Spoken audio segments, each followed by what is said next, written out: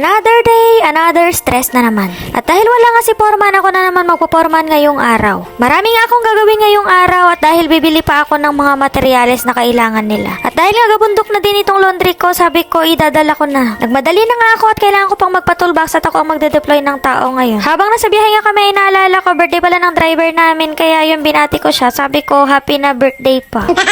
Nagmadali na nga kami at malapit na kami sa site. At ayun na nga yung worker namin nasa harapan.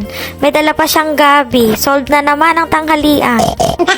At sa wakas nga, nakarating na din kami. At ayun na nga, naghihintay na sila. Nakapila na sila. Nakapila para sa ayuda na sermon. Pagkatapos nga ng toolbox ay ilalagay ko na lang din muna itong mga gamit ko doon sa office namin. At ayun na nga, pagdating ko dito sa opisina namin, wala na palang printed na DTR. Kaya nagsulat na lang ako, naggawa na lang ako. Naging printer nga na naman ako.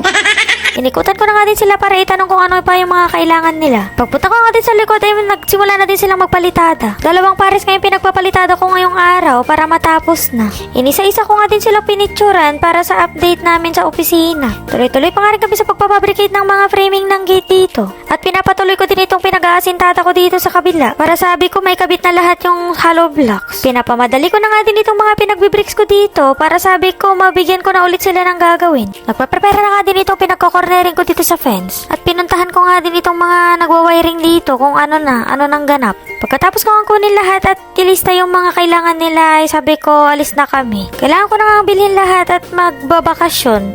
Dapat mai-prepare lahat ng materyales. Nagmadali na nga kami at sabi ko nga at marami kaming lakad ngayon. Para na naman kaming artista ngayong araw. Maraming appointment.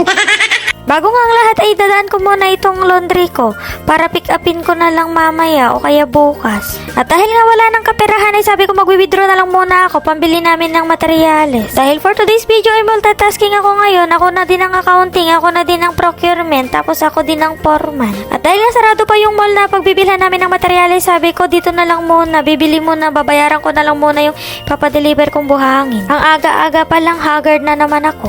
Pagkabayad nga namin ng materyales dun sa isang hardware, ayun na nga, bumalik na kami dito at malapit nang magbukas. Mag-aabangers na lang kami. At dahil nga dito ko nakita kahapon yung mga murang materyales, dito ko na lang bibili. Bakit pa ako lalayo kung meron namang malapit?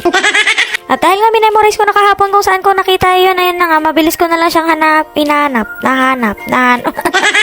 Pagkabili nga namin ng mga kailangan, sabi ko idadaan na lang ulit namin sa site para magamit na nila at may pupuntahan na naman kami. At ayun na nga, nakakapagod na namang maging Dora ngayong araw. Oh my God!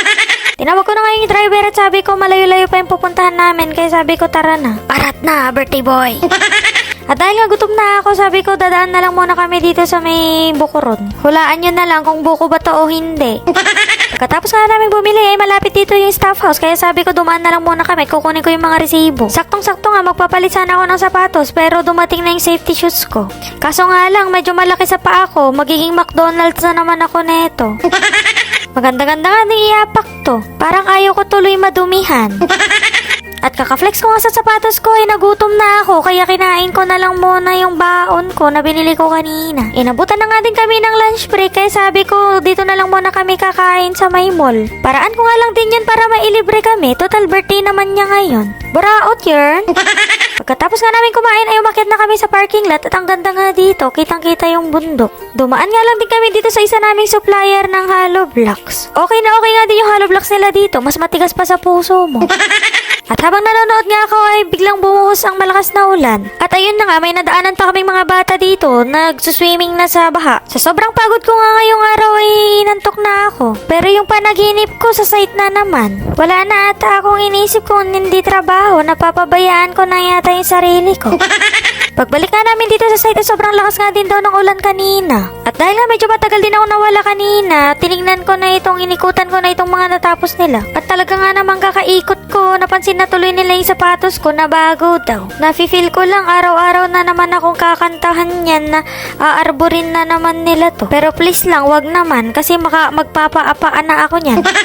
Pagkatapos ko nga kumikot ay gumawa na ako ng mga report ko. At dahil nabili ko na nga ibang materyales, ayan na nga, gagawa na naman ako ng request para sa iba naming balanse. Pagbalik ko nga dito ay malapit na din matapos. At dito nga sa kabila, masayang masaya na naman sila. Tawa nga kami ng tawa dito kasi inaasar ni Jinko yung isa naming worker. Namumula daw pero wala naman na siyang ipupula. Nagpe-prepare na nga din kami para umuwi at ang ganda nga na itong yung sombrero ko, may reflectorize pala. Nagpadaan nga ako sa palengke at ito lang yung nabili ko. Wala nga akong nabiling pako pero pwede na to. Nagpahatid na nga rin ako, yun lang. Bye!